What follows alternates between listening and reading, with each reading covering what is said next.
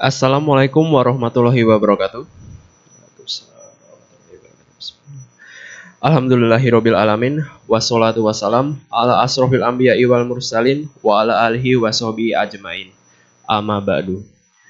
Alhamdulillah, puji serta rasa syukur marilah kita selalu panjatkan kepada Allah Subhanahu wa taala yang telah memberikan segala karunia serta nikmatnya kepada kita semua. Sehingga sampai saat ini kita diperkenankan oleh Allah Subhanahu wa taala untuk menjalankan kewajiban kita sebagai seorang muslim, yaitu melaksanakan ibadah sholat Jumat berjamaah. Sholawat serta salam marilah kita senantiasa panjatkan kepada baginda Nabi besar Nabi Muhammad SAW. Mudah-mudahan para jamaah yang hadir di sini kelak mendapatkan syafaatnya di yaumul qiyamah. Amin, amin, ya robbal alamin. Hadirin jamaah sholat Jumat yang dimuliakan oleh Allah Subhanahu wa taala. Perkenankanlah kami untuk memberikan sedikit maklumat terkait ibadah Jumat kita pada kali ini. Yang pertama, doa terbaik untuk seluruh jamaah sholat Jumat beserta keluarga besar muslim, semoga selalu dalam lindungan Allah Subhanahu wa taala, diberikan kesehatan walafiat lahir maupun batin. Yang kedua, bagi para jamaah yang ada di dalam, diharapkan untuk mengisi saf-saf depan yang masih kosong. Dan yang masih di luar, dimohon disegerakan untuk memasuki area dalam masjid, serta jamaah yang berada di lantai 2, kami himbau agar dapat memenuhi lantai 1 terlebih dahulu, dikarenakan khotbah Jumat akan segera dimulai. Selanjutnya, bagi para jamaah yang membawa alat komunikasi, harap dinonaktifkan terlebih dahulu dan tidak berbincang saat khotib telah naik mimbar. Juga, untuk tetap menjaga ketertiban selama pelaksanaan kegiatan ibadah sholat Jumat berlangsung. Serta tidak lupa kami mengingatkan, program dari DKM salah satunya adalah belajar tahsin dan tahfidz. Bila jamaah hendak memperbaiki bacaan tajwid dan makhrajnya, bisa hadir setiap hari Kamis, dimulai jam 8 pagi sampai dengan selesai. Dan kajian rutin baca zuhur setiap hari Kamis di tempat DKM kita tercinta ini, insya Allah yang belum bisa bergabung di tempat bisa mengikuti melalui akun YouTube di channel DKM Baitut Tamam. Selanjutnya, di sini saya mewakili DKM Masjid Baitut Tamam ingin melaporkan kas keuangan masjid. Saldo kas Masjid Baitut Tamam sampai dengan tanggal 11 Oktober tahun 2024 adalah sebesar Rp44.225.592. Pemasukannya adalah sebesar Rp2.776.000 dan ada pengeluaran sebesar Rp4.950.000. Maklumat yang terakhir di sini kami akan bacakan petugas pada Jumat ini tanggal 11 Oktober tahun 2024. Yang bertindak sebagai muazzin adalah Saudara Muhammad Adib Hilmi, dan untuk khotib dan imam sholat Jumat adalah Ustadz Syamsul Hadi. Alhamdulillah, khotib sudah hadir di tengah-tengah kita pada saat ini. Demikian yang dapat kami sampaikan. Terima kasih atas perhatiannya. Walau minkum wabil atif waludaya. Wassalamualaikum warahmatullahi wabarakatuh.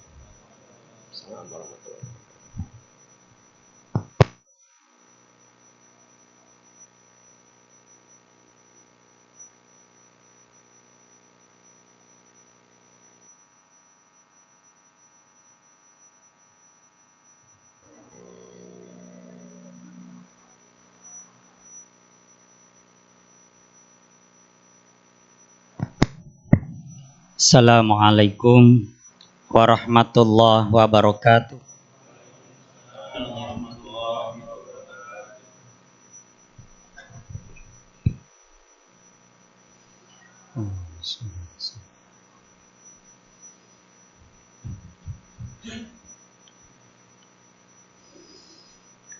Allahu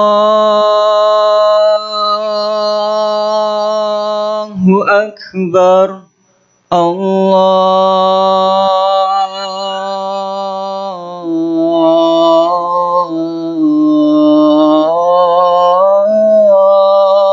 Akbar.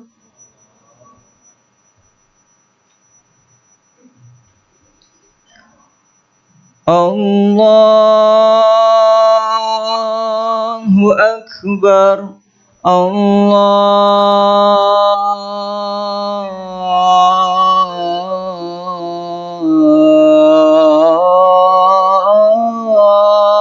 Akbar.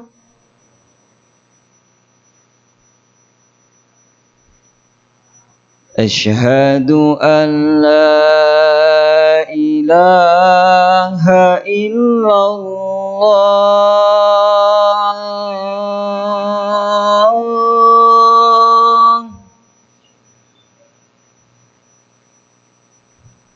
Asyhadu an la ilaha illallah.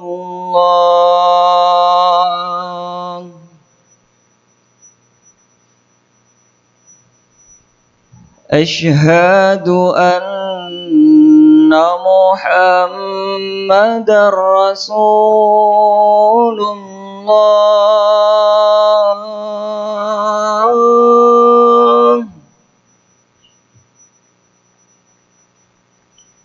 Asyhadu anna Muhammadar Rasulullah.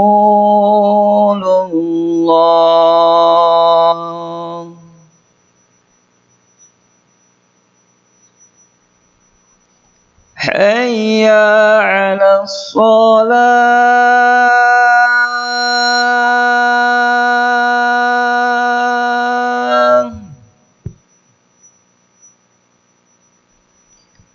Hayya 'alas shalah.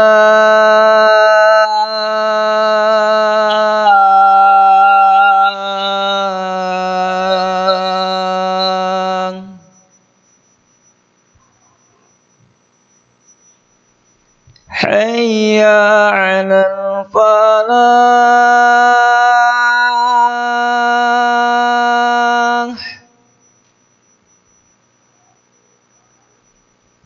Hayya 'alal falah.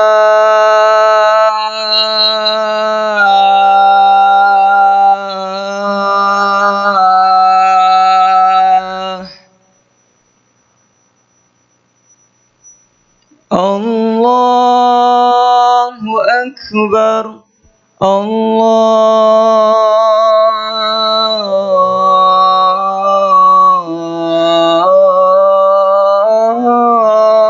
Akbar. La ilaha illallah.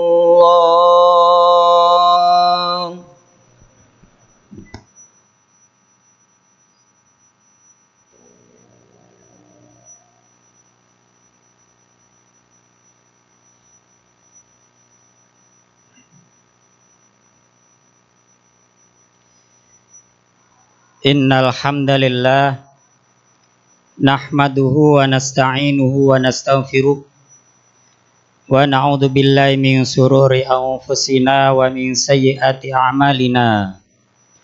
May yahdihillahu fala mudhillalah wa may yudlilhu fala hadiyalah. Asyhadu an la ilaha illallah wahdahu la syarikalah wa asyhadu anna Muhammadan abduhu wa rasuluh. Allahumma salli ala sayyidina wa nabiyyina Muhammad wa ala ali Muhammad kama sallaita ala Ibrahim wa ala ali Ibrahim wa barik ala Muhammad wa ala ali Muhammad kama barakta ala Ibrahim wa ala ali Ibrahim fil alamin innaka Hamidum Majid. Ayyuhan nas ittaqullaha haqqa tuqatih wa la tamutunna illa wa antum muslimun. A'udzu billahi minasy syaithanir rajim. Alam tara kaifa fa'ala rabbuka bi ashabil fil. Alam yaj'al kaidahum fi tadlil wa arsala 'alaihim tayran ababil ترميهم بحجارة من سجيل فجعلهم كعصف مأكول. Ma'asyiral muslimin rahimakumullah. Marilah pada kesempatan yang mulia ini kita bersama-sama memperbaiki serta meningkatkan keimanan dan ketakwaan kita kepada Allah Subhanahu wa Ta'ala. Allah yang telah memberikan berbagai macam nikmat-Nya kepada kita sehingga pada detik ini kita diperkenankan hadir di masjid ini untuk bersama-sama menunaikan ibadah sholat Jum'ah berjamaah. Ma'asyiral muslimin rahimakumullah. Di zaman dahulu ada seorang raja yang sangat berkuasa di Yaman. Begitu berkuasanya sampai dia akan ikut campur apa yang terjadi di wilayah lainnya. Di wilayah mana yang akan dia turut campuri? Di daerah kota Mekah. Dari Yaman menuju ke kota Mekah ke arah utara. Apa yang dia akan turut campuri? Dia melihat setiap tahun kota Mekah dikunjungi oleh banyak orang dari berbagai penjuru untuk melaksanakan ibadah haji di Baitullah. Keadaan ini membuat dia menjadi iri. Maka dia muncullah ide, pikiran untuk mengalihkan agar orang-orang yang setiap tahun datang dari berbagai penjuru beribadah di kota Mekah, beribadah haji di Baitullah, dia ingin mereka beralih datang ke Yaman di daerah kekuasaannya. Maka apa yang dia lakukan? Dia bangun tempat ibadah gereja. Dia ingin orang-orang yang biasa datang ke kota Mekah setiap tahun beralih ibadahnya berada di gereja yang dia bangun. Maka dia bangunlah gereja yang sangat megah, yang paling megah yang ada pada saat itu. Ma'asyiral muslimin rahimakumullah. Setelah gereja ini dibangun, ternyata terdengar oleh salah seorang dari warga Mekah. Dia tidak terima, dia tidak suka kalau orang-orang yang setiap tahun beribadah di kota Mekah berpindah beralih ke Yaman. Timbul rasa memiliki, ini kota Mekah, ini kotaku, ini tempat ibadahku, kenapa harus dipindah di tempat yang lain? Maka orang tersebut di tengah malam mendatangi gereja yang dibangun oleh raja tersebut. Ketika malam tiba, dia datangi gereja, dia masuk di dalamnya, dan dia buang kotoran di dalam gereja tersebut. Ternyata kejadian ini terdengar oleh raja yang membangun gereja tersebut, maka marahlah dia.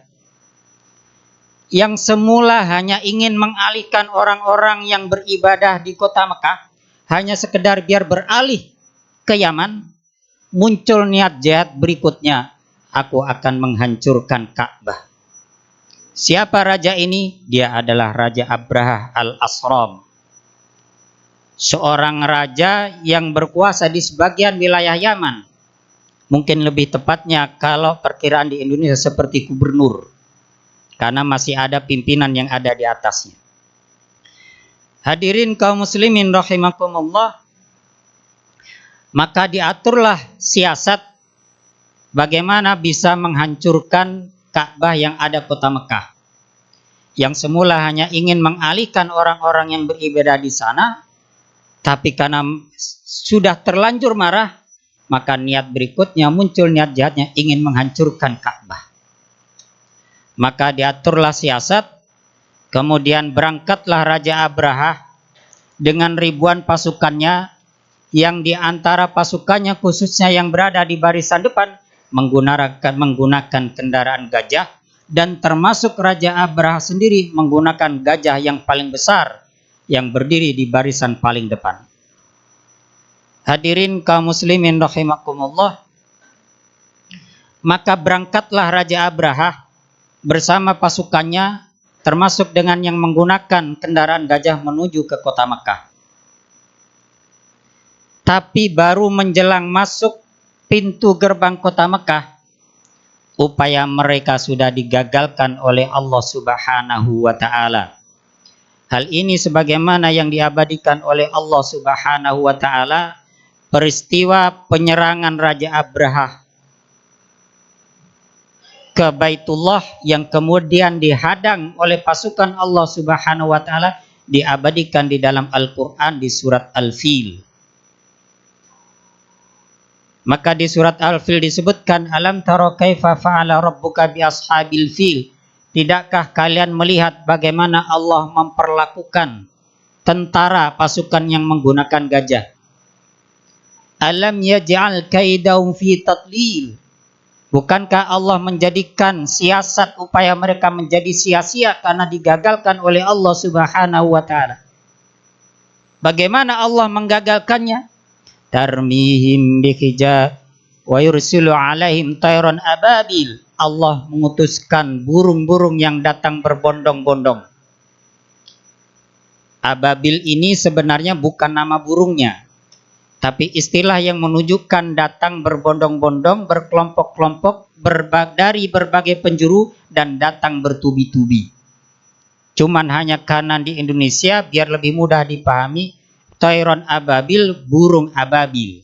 Padahal ababil sebenarnya bukan nama, Allah tidak menyebut namanya. Tapi datang ababil artinya datang berkelompok-kelompok dan bertubi-tubi. Ma'asyiral muslimin rahimakumullah. Baru menjelang masuk ke kota Mekah, terdengar oleh sebagian warga kota Mekah, mereka merasa ketakutan. Maka sebagian warga yang mengetahui kejadian ini segera menemui Abdul Muthalib. Beliau adalah kakek Nabi Muhammad SAW yang bertugas mengurus Baitullah, yang bertugas menjadi juru kunci yang menjamu para jamaah haji pada saat itu. Apa yang dia katakan kepada Abdul Muthalib? Wahai Abdul Muthalib, kita akan diserang oleh pasukan bergajah. Apa yang harus kita lakukan? Kata Abdul Muthalib, kakek Nabi Muhammad, kita tidak akan sanggup, tidak akan bisa untuk menghadapi pasukan tersebut. Maka kita hanya bisa bersembunyi, berlindung di balik bukit-bukit, kita naik ke atas bukit-bukit. Kita serahkan kepada Allah karena ini adalah rumah Allah, pasti Allah yang akan menjaganya.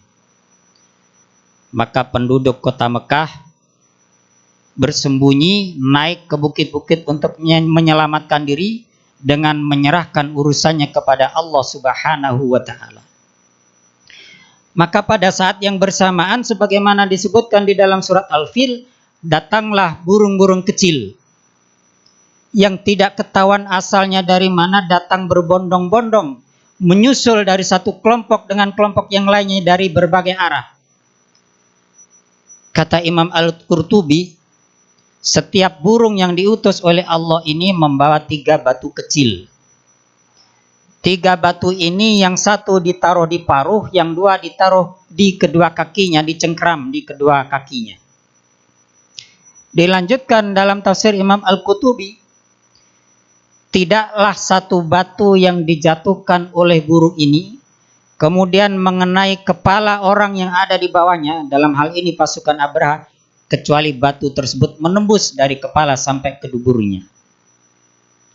Dan karena batu ini bihijaratin min sijil, kata Allah, berasal dari tanah yang dibakar yang sangat panas.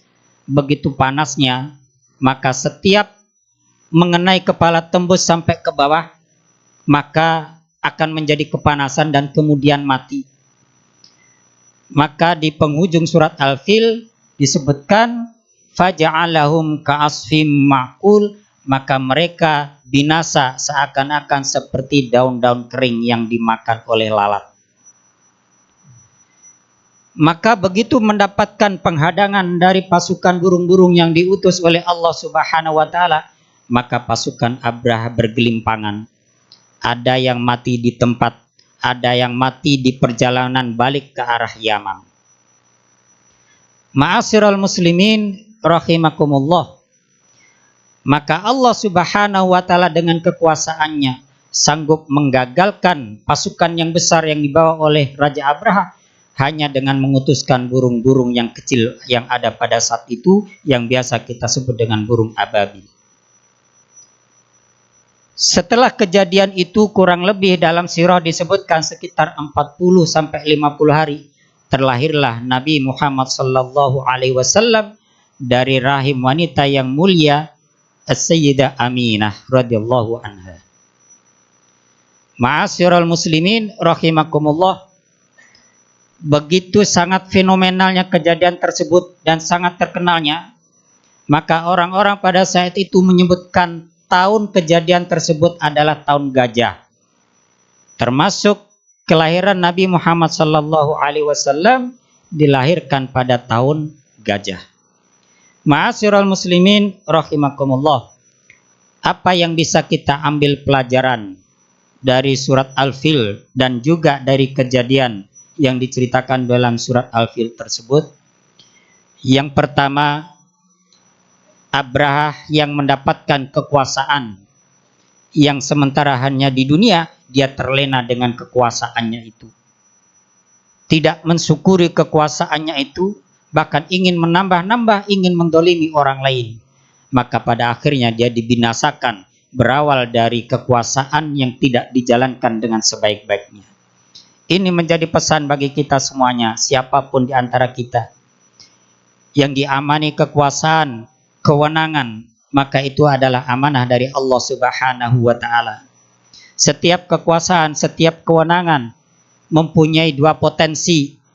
Satu potensi untuk membawa kepada kebaikan bagi orang banyak, dua potensi untuk membawa kepada kebinasaan atau kerugian bagi orang banyak. Maka siapa yang bisa menjalankan amanah yang diberikan, maka insya Allah akan membawa kebaikan, baik bagi yang memegang kekuasaan maupun rakyat yang dipimpinnya. Yang kedua, kebinasaan yang menimpa yang dialami oleh Raja Abraha bermula dari sifat yang sangat ditentang di dalam Islam, berawal dari sifat yang sangat diperintahkan untuk dijauhi, yaitu sifat hasud, sifat iri akan kenikmatan yang dimiliki oleh orang lain. Padahal dia sendiri sudah mendapatkan kenikmatan karunia dari Allah berupa kekuasaan, tapi melihat orang lain, melihat wilayah yang lain mendapatkan karunia dengan kedatangan orang berbondong-bondong untuk melakukan ibadah haji, dia iri, tidak terima dengan kejadian tersebut. Maka bermula dari rasa iri, rasa hasud inilah kemudian menimbulkan niat jahat dan kemudian menjadi bumerang bagi dia sendiri. Ini juga menjadi pesan bagi kita semuanya, hindarilah sifat hasud, sifat iri terhadap kenikmatan yang dimiliki oleh orang lain. Karena pada hakikatnya setiap dari kita diberikan karunia, diberikan kenikmatan masing-masing oleh Allah Subhanahu wa ta'ala. Walaupun bisa jadi kenikmatan satu orang berbeda dengan yang diberikan kepada orang lain. Jangan disibukkan kita dengan memikirkan mengurusi kenikmatan orang lain, tapi syukurilah dengan kenikmatan yang diberikan oleh Allah Subhanahu wa ta'ala. Bahkan di dalam salah satu hadis Rasulullah, iyyakum wal hasada, jauhilah dari sifat hasud, jauhilah dari sifat iri. Karena sifat iri itu seperti api memakan kayu bakar. Apa maksudnya? Sifat iri adalah perbuatan dosa, dan dosa itu bisa menghapuskan pahala dari amal-amal yang kita lakukan. Maka ketika kita merasa percaya diri, mempunyai pahala sholat, mempunyai pahala zakat, mempunyai pahala puasa, pahala sedekah dan lain sebagainya, tapi pada saat yang sama kita terjangkit rasa hasud, rasa iri terhadap orang lain, maka berhati-hatilah, karena itu bisa menggerogoti amal ibadah kita kepada Allah Subhanahu wa ta'ala. Yang ketiga yang bisa kita ambil pelajaran dari peristiwa tersebut adalah sikap yang mulia dari Abdul Muthalib, kakek Nabi Muhammad sallallahu alaihi wasallam. Sikap apa? Sikap bertawakal kepada Allah Subhanahu wa ta'ala, berserah diri kepada Allah Subhanahu wa ta'ala. Ketika siap ada serangan menyerang, dia hanya berusaha dengan menyelamatkan diri, karena tidak mungkin melakukan upaya penghadangan secara fisik. Tapi dia berserah diri kepada Allah. Ini adalah rumah Allah, pasti Allah akan menjaga. Dalam bahasa agama, penyerahan diri kepada Allah disebut dengan tawakal. Hadirin kaum muslimin rahimakumullah, tawakal harus diiringi dengan usaha. Pernah salah seorang sahabat datang kepada Rasulullah menggunakan kuda. Begitu sampai di hadapan Rasulullah, Rasulullah bertanya, "Kamu memakai apa datang ke sini?" "Memakai kuda ya Rasulullah." "Apakah kudamu sudah diikat?" Kata sahabat tadi, "Sudah ya, belum ya Rasulullah, aku tidak mengikat karena aku bertawakal kepada Allah." Apa kata Rasulullah? "Ikat dulu kudamu, baru engkau bertawakal kepada Allah." Hadirin kaum muslimin rahimakumullah, segala upaya yang kita lakukan, upaya fisik, upaya dana, upaya ilmu, upaya jabatan dan lain sebagainya, itu tidak cukup sebelum kita iringi dengan bertawakal kepada Allah Subhanahu wa taala. Karena yang membuat berhasil dari rencana kita adalah Allah. Kita hanya berusaha, yang memberikan hasil akhirnya adalah Allah Subhanahu wa taala. Yang terakhir, hadirin kaum muslimin rahimakumullah, setelah sekitar 40 sampai 50 hari setelah kejadian tersebut, lahirlah Nabi Muhammad sallallahu alaihi wasallam. Para ulama sirah memahami peristiwa penghadangan pasukan Abraha dengan diutusnya burung-burung oleh Allah Subhanahu wa taala itu adalah sebagian dari irhas Nabi Muhammad sallallahu alaihi wasallam. Kalau mukjizat, kejadian luar biasa yang terkait dengan seorang yang sudah diangkat oleh Allah menjadi nabi. Tapi kalau irhas, kejadian luar biasa yang terkait baik secara langsung maupun tidak langsung dengan seseorang yang belum menjadi nabi. Pada saat itu Nabi Muhammad belum dilahirkan, tapi para ulama memahami ini ada tanda-tanda besar. Maka kejadian tersebut adalah di antara irhas Nabi Muhammad sallallahu alaihi wasallam yang ditunjukkan oleh Allah sebelum Nabi Muhammad dilahirkan di dunia ini. Allah sudah menunjukkan bahwa nanti akan datang Nabi yang agung, Nabi akhir zaman. Salah satu irhas di antara irhas yang lainnya yang ada pada diri Nabi Muhammad sallallahu alaihi wasallam. Hadirin kaum muslimin rahimakumullah, mudah-mudahan kita bisa mengambil pelajaran dari surat Al-Fil dan dari peristiwa tersebut untuk kemudian kita terapkan di dalam kehidupan kita sehari-hari, sehingga Allah memberikan manfaat kepada kita baik di dunia maupun di akhirat kelak. Amin ya rabbal alamin.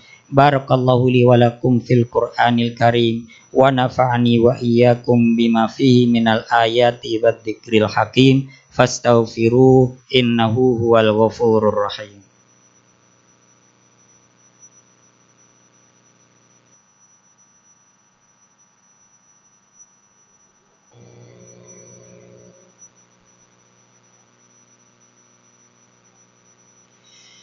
Alhamdulillahi rabbil alamin, hamdan yuwafi ni'amahu wa yukafi mazidah. Asyhadu an la ilaha illallah wahdahu la syarikalah wa asyhadu anna Muhammadan abduhu wa rasuluh.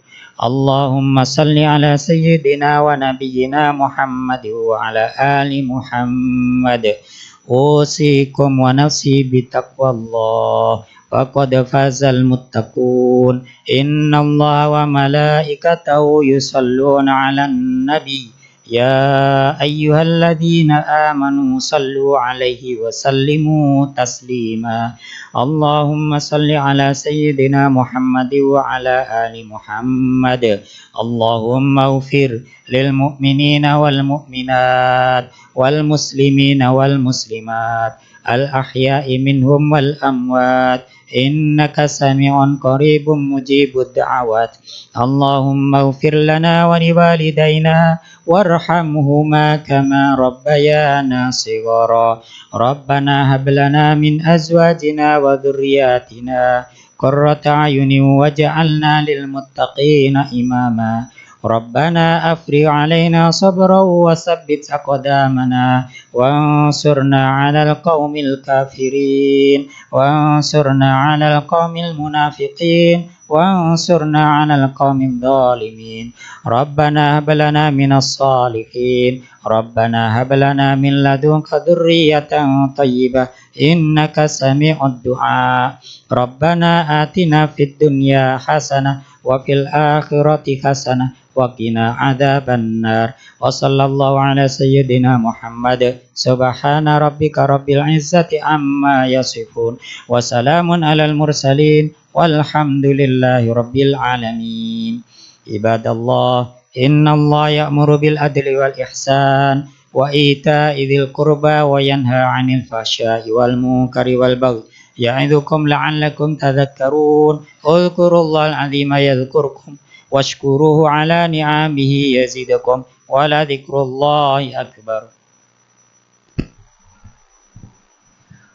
الله أكبر الله أكبر أشهد أن لا إله إلا الله أشهد أن محمدا رسول الله حي على الصلاة حي على الفلاح قد قامت الصلاة قد قامت الصلاة الله أكبر الله أكبر لا إله إلا الله Sawu sufufakum fa inna taswiyatas sufufi min tamamis shalah.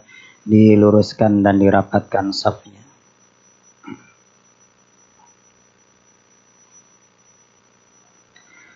Allahu Akbar.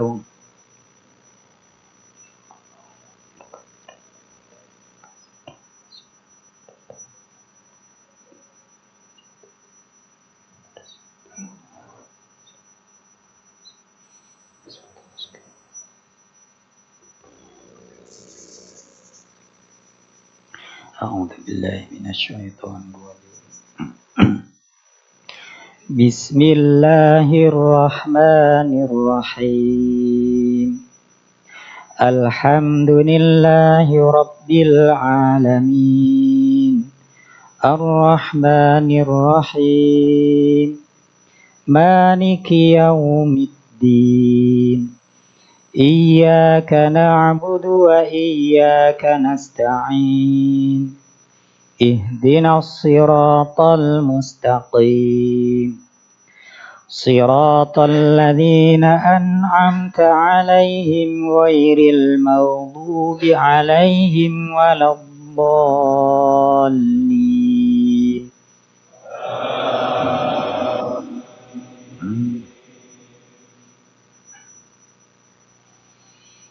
Ya ayyuhan nasu u'budu rabbakumul ladzi khalaqakum walladzina min qablikum la'allakum tattaqun.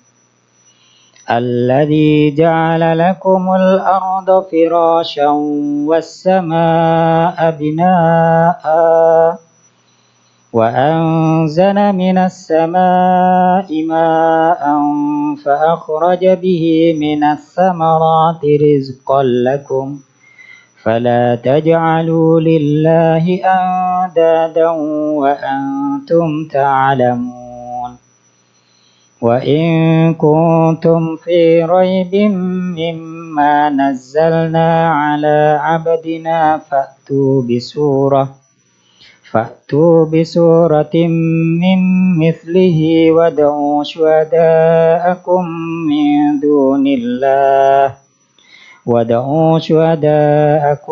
من دون الله إن كنتم صادقين فإن لم تفعلوا ولن تفعلوا فاتقوا النار التي وقودها الناس والحجارة أعدت للكافرين. الله أكبر.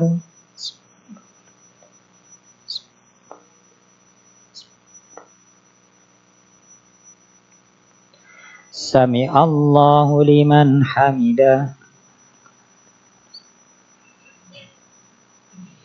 Allahu akbar.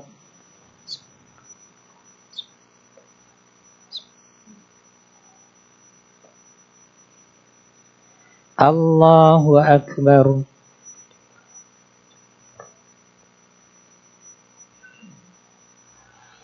Allahu akbar.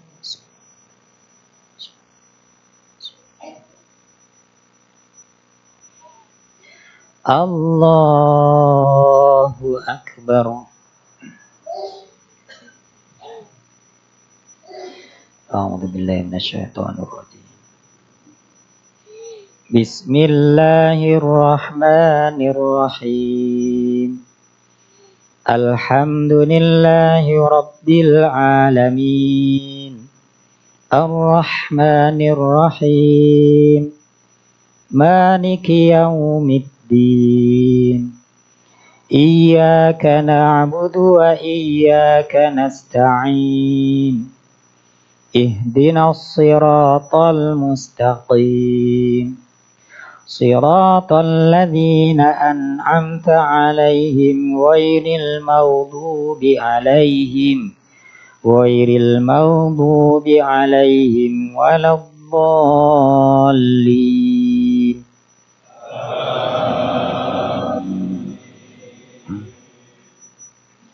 Bismillahirrahmanirrahim. Alam tara kaifa fa'ala rabbuka bi ashabil fil. Alam yaj'al kaidahum fi tadlil. Wa arsala 'alaihim tayran ababil.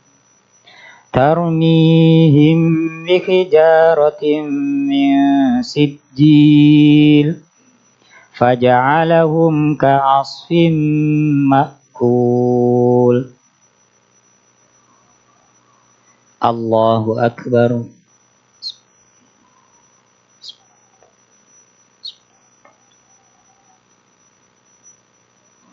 Sami'allahu liman hamidah.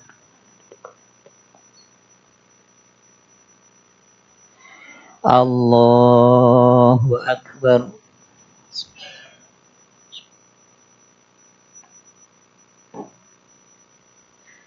Allahu akbar.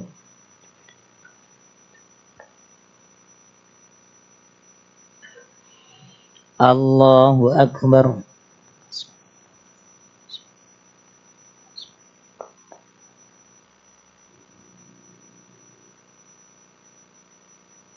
Allahu akbar. At-tahiyyatu wa barakatuh.